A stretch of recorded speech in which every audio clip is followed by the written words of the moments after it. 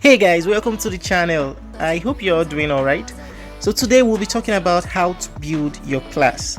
Now I recently released a short video that shows all 10 classes, strengths and weaknesses. I'll leave a link down to that below in the comment section, so definitely check that out to get a feel of your favorite class, as it will be immensely helpful to you. I know everybody has their own opinion, but I just think that summarizes it up quite well, I guess. Probably. Every class has another class that they are weak to or strong against. Example is the Blade Master, right? The Blade Master is naturally weak to the Reaper. Meanwhile, the Reaper is naturally weak to the Phantom Sound's Poison Pool and the Puppeteer's Blade. But it doesn't end there, as the Puppeteer and the Phantom Sound are also weak to the Blade Master. Now you see this triangle I just made right there. It explains a simple thing about class weak points and strengths. Those three classes or four classes are strong. It just depends on the other class they are facing and the player's play style. I'll be teaching you how. From this video you will see how to make up for your weak points or weaknesses. Now there are three ways to cover up for your weak points. The first is through stats, the second is EX, and the final method is playstyle. Now in this video we're only going to talk about 2 out of 3 of this, which is the stats and the EX. We'll cover playstyle in another video. I don't want this video to be too long. Alright, so now depending on the class you use, you will have to build certain stats and neglect others. Unless you plan on spending money on this game, then you should be able to cover up for all your other stats. Now a quick glance, these are my stats, and just so you know, right now I am actually playing as a Reaper. So I'm a Reaper now with a pretty decent attack and average defenses. I believe I actually upped my defenses a little more than normal, because I noticed I was taking quite a lot of damage and I don't want to cover up for it by using the Dustbuster EX or so, but we'll get to that later. Now for this example, we're using a Blade Master. A Blade Master will need more of defense, HP and dodge, even CDRO and elemental defenses, that's this over here, compared to other classes. They will need more of these, as these stats will work best for Blade Masters. Sword Dancers on the other hand need CDRO more than other classes, as defense is still okay for a CDRO. You can be tanky as a CDRO, because honestly if you don't have defenses you will die fast, but yeah, CDRO is very useful for a Sword Dancer. Now for an assassin you will need attack and multi-strike, as these are 2 stats that you can't neglect as an assassin. For a gunslinger, it's all about attack, critical level and critical damage. You need those 3 stats, a lot more. Fighters on the other hand should use or focus on increasing their attack, defenses and HP. Reapers need more of attack and elemental attack, and other stats can be averaged. Puppeteers are similar to Blade Masters, as they just need more of the defenses.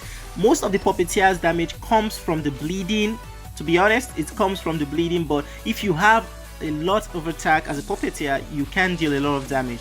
But we are not talking about playstyle in this video, we're just talking about stats and EXs. Phantom Sounds on the other hand, they need a high attack, multi-strike and critical stats, that's critical rate and critical damage should be increased as much as they can. Others can be averaged. Skateboarders are similar to Blade Masters, but this class can have as much critical level or critical damage as they can.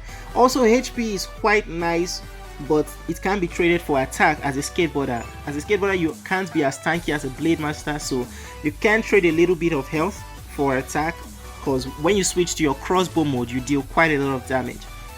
Illusionists just need attack and critical. Honestly, I don't want to talk too much about this class right now, but one thing you should know is every single class requires armor penetration.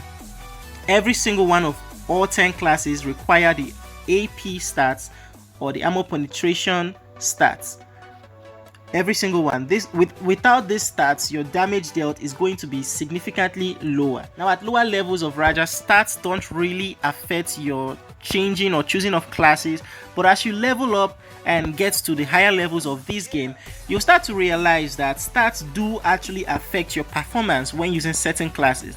For example, the stats I have right now, I had to actually increase my defenses because when I used the Blade Master, I died so fast. Even when using the proper talents and deep talents, in the end, I just ended up losing a lot because I didn't have enough defenses or health as a Blade Master.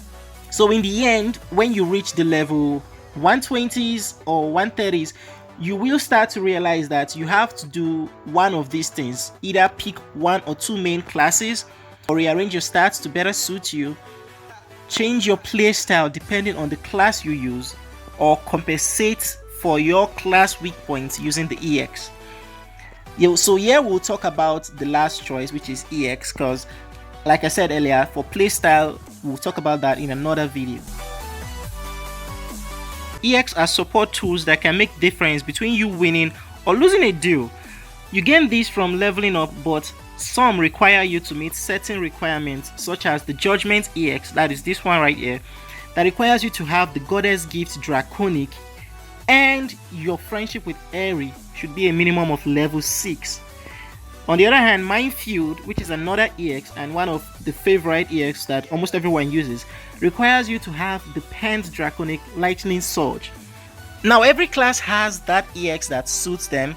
An example is a Blade Master or a defensive Blade Master may use Royal Fire or Dust Burster to make them more tanky.